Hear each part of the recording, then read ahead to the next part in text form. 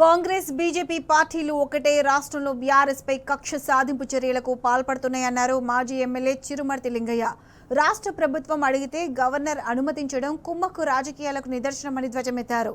నల్గొండ జిల్లా నకిరేకల్లో సువర్ణ గార్డెన్స్ తో సమావేశం నిర్వహించారు. జూబ్లీహిల్స్ ఎన్నికలో బీఆర్ఎస్ కు వచ్చిన ఓటు శాతం చూసి రేవంత్ రెడ్డికి నిద్ర పట్టడం లేదన్నారు. కేటీఆర్ ను ఇబ్బందులకు గురి చేసేందుకే ఫార్ములా ఈ రేస్ కేసును తెరపైకి తెచ్చారన్నారు. ఈ ఫార్ములాతో రాష్ట్రానికి ప్రపంచవ్యాప్తంగా గుర్తింపు వచ్చింది. రాష్ట్రంలో 70% పైగా ఈవీ వాహనాలు పెరిగాయని చెప్పారు.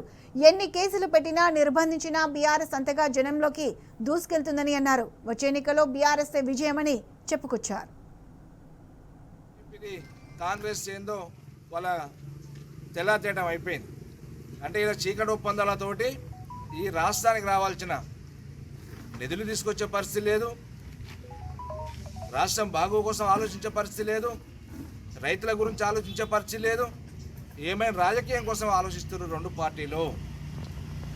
ఇలా బీఆర్ఎస్ పార్టీని దెబ్బ కొట్టాలి, కేసీఆర్ గారిని దెబ్బ కొట్టాలి ఏకైక కారణంతో ఈ ఫార్ములా తీసుకొచ్చారు, అరెస్ట్ చేయాలని ప్రయత్నం చేస్తారు.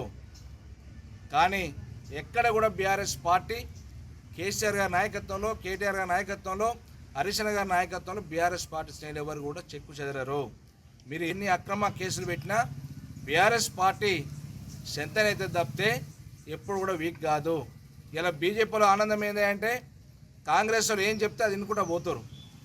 ఇదే కారణంతో కేటీఆర్ గారును, హరీష్ రావు గారు, కేసీఆర్ గారు కుంగి తీస్తే బీఆర్ఎస్ పార్టీ వీక్ అవుతుంది, బీజేపీ పార్టీ లేవాలి, ట్రయాంగిల్ ఫైట్లో మేము గెలుస్తామని రేవంత్ రెడ్డి ఆలోచన ఒకటైతే, బీఆర్ఎస్ పార్టీని కుంగదీసి కేసులు అక్రమ కేసులు కడితే అరెస్ట్ చేస్తే విచారణ పేరుతో పిలిస్తే బీఆర్ఎస్ పార్టీ వీకైతే మా బీజేపీ పార్టీలు ఇస్తుందని ఇవి పైచాచిక ఆనందంలో ఈ రెండు పార్టీలు చీకటి ఒప్పందాలతోటి నడిపించే ప్రయత్నము. మీరు ఎన్ని ఒప్పందాలు చేసుకున్నా ప్రజలందరికీ తేటతెల్లంగా తెలిసిపోతుంది. ఖచ్చితంగా మళ్ళీ నువ్వు ఎప్పుడు ఎన్నికల సిద్ధమైనా ఎప్పుడు పెట్టుకున్నా బీఆర్ఎస్ పార్టీ అధికారం వస్తుంది. బీఆర్ఎస్ కేసీఆర్ నాయకత్వంలో మళ్ళీ అధికారం తీసుకొని కేసీఆర్ గారిని ముఖ్యమంత్రి గారు చేస్తానికి సిద్ధంగా ఉన్నారు. న్యాయస్థానం మీద గౌరవం ఉన్నది. ఖచ్చితంగా న్యాయ పోరాటం చేస్తాం. మీరు ఎన్ని కేసులు కట్టినా ఎవరు కూడా భయపడరు. కేసీఆర్ గారు ఏం తప్పు చేసిండు?